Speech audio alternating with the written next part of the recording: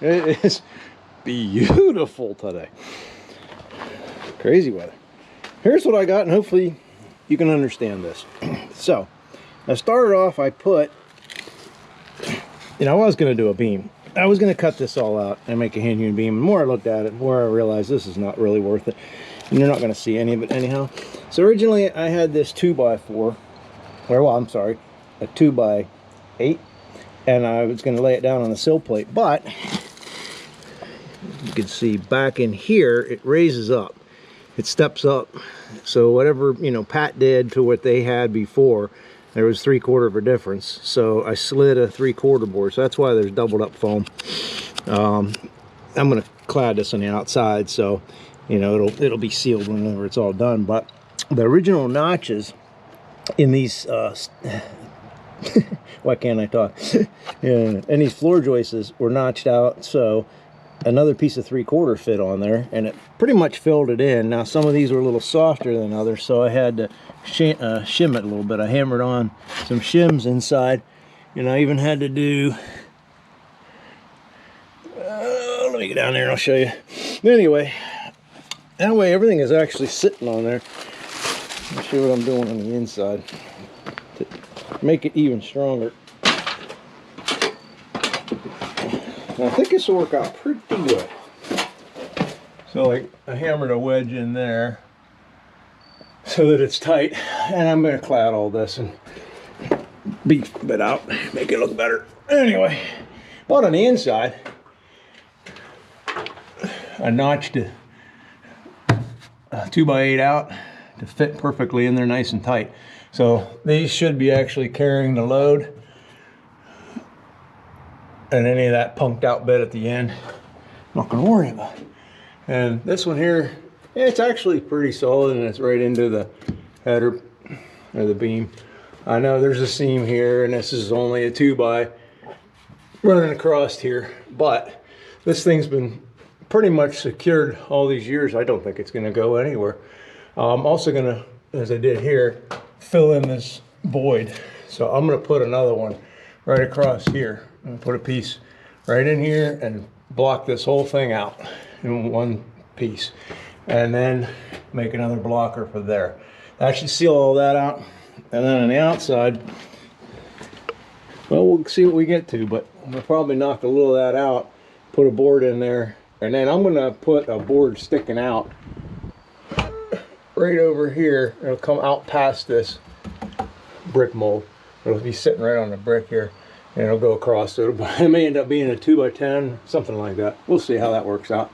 And then when I'm done, I'm going to actually go in more between the walls here and run another boards in here like that. So we should have plenty of structure. Like I said, nothing's moving now, so everything I do make it even that much better. So little by little. Okay, hopefully you can see I put blockers in every one of these bays across here, and I'm stuck another 2x4 up underneath to just give it some more rigidity under here. So not really seeing much light, just a little gap. We have nothing sealed outside or anything, so that's pretty close, pretty good. Now out here I'm having some fun with this beam. It's amazing how old this wood is sitting out in the weather. This part kind of rotted, cleaned that all out, but this is still almost rock solid. I mean, I'm sitting there with the reciprocating saw and the oscillating tool trying to cut this thing back, and it's pretty solid. So anyway, I cut a 2x8. It'll fit across here, and it's gonna, I already chiseled this, well, used the multi-tool, cut that beam out so that'll fit in there. And then I go along each one, just work my way across. So cut 1.5 inches deep there, come across here, made a mark, and then I'll mark out one. And then that way these walls will be sitting on top of the 2x6 clad on the outside, and I'll have it sticking flush with that. That ought to give me some more strength. So, and I'll probably put blockers in here yet. Should be good. I had to shave a little more off that guy, but I think it's kind of cool that you can kind of see a little bit of, I don't know if this was actually redwood, but it sure kind of seems like it. Hey, it's very hard B. It's got a reddish tinge to it. I don't know if it picks up on camera. Anyway, I slapped a 2x6 in there just for kicks and giggles. And I'm ready to, got all my boards notched out. Had to clean that corner out of concrete. And let's get this guy slided in and see if it fits.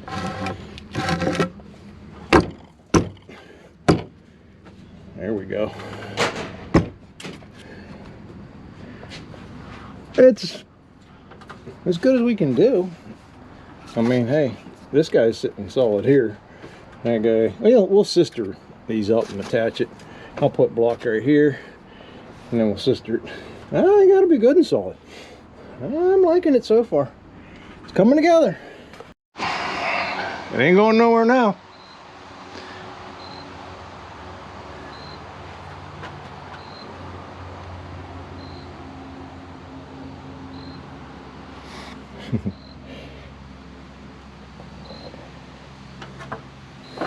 What I'll have to do is something right through the rest of that beam. I'll have to just kind of fur that out as I go. Like I'll start putting maybe a 1x with some shims behind it to get it out to where it needs to be. And then it'll be ready to sheet. So stand back here and show you.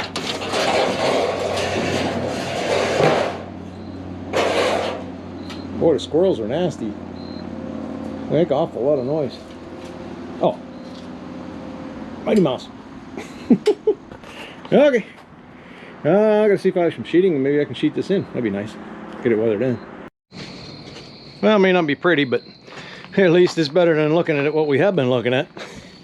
It covers it up for now. That piece over there is more permanent. These two are probably temporary because I got to pull them back out, shim out the bottom. I'll probably remake that. I got to figure out exactly where I want to cut the brick and how I want to do it, but at least I figure get her weathered in for now. At least semi-weathered. Obviously not 100% weathered in. I could throw a little bead of caulking on it, but you know, it's been like this for 100. No, I don't know how many years. But anyway, yeah, it's looking a little better anyhow. Alrighty, I think that's it for today. It's getting dark. Call it a night. See you guys next time. So just to show you how big this tree is, I'm not even down. All right, 26 inches. And that was just cutting that off of here. We got that girth to deal with. I'm not looking forward to that. So I never measured it. What are we looking at? 38, 39 inches. Big tree. Well, I'm gonna cut up some of this, but now that I've got this, I'll see if I can't move this guy, just for the fun of it. See if I can't get that to lift up. Truth or consequences. It's that time. Oh, the other thing is an 18-inch steel farm boss just won't cut it anymore. Ha ha ha. Brought the Husqvarna 455 Rancher 20. That might do the job. Although it needs a new chain. I just had all my chains sharpened.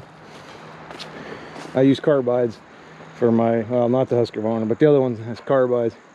And I can't sharpen because you need a diamond file to do it. So I have to get them done. But what a difference when I notched that. You probably watched the video. It wasn't too good. Having a hard time. So I just had my chain sharpened, and that way we were good to go. And it cut right through this like butter. You can see the size of the sawdust. It did a great job. Well, let's get over there and see if we can't lift that thing. Well, I think here's our first problem. We don't have a big enough bucket. She's trying, but she ain't gonna do it.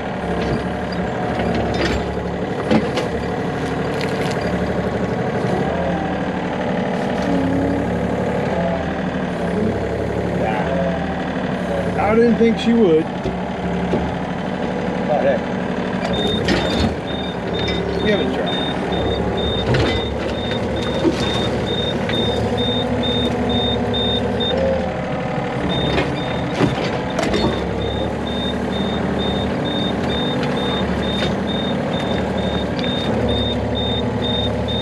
But we can move it. Just can't turn it.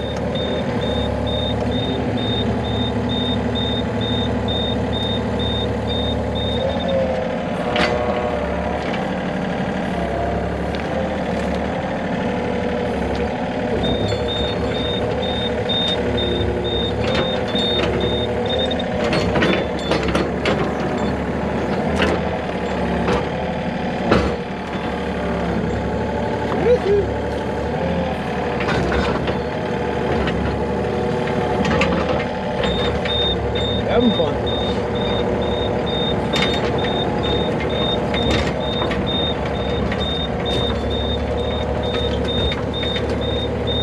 Turn, baby, turn.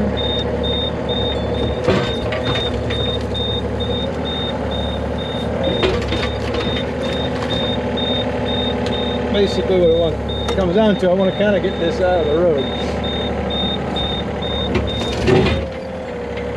And yeah, it's out of the way. I got to clean all this mess up in front of it too, but I just want to clean up and make a place for a burn pile, somewhere to cut up wood and stack, kind of neaten it up around here. I can't get around with this thing in the way, so that's an improvement. Hey, at least I can roll the thing around a little bit. Alrighty.